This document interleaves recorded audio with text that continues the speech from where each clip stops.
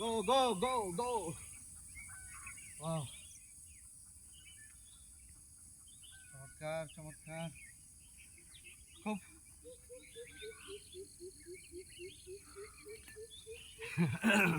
একটা চমৎকার কথা আছে গ্রামের ভাষায়, ঢেকি স্বর্গে গেল বাড়া বাঁধে।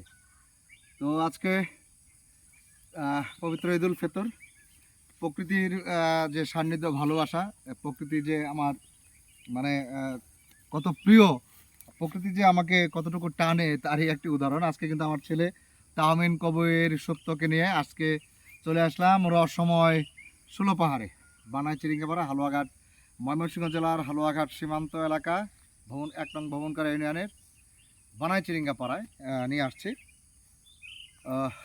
কত সুন্দর আসলে প্রকৃতির ভালোবাসা, এর চেয়ে কোনো ভালোবাসা নেই যেখানে আপনার মনকে প্রফুল্ল রাখবে। আপনার যখনই সময় পাবেন প্রকৃতির ভালোবাসায় নিজেকে বিলিয়ে দিবেন। তো আজকে আর কথা বলাচ্ছি না।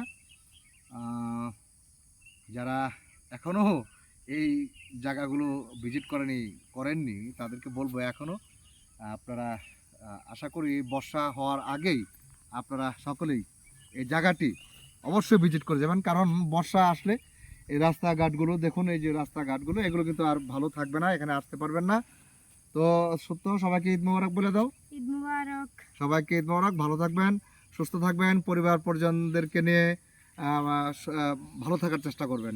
খুদা হাফেজ, ঈদ মোবারক।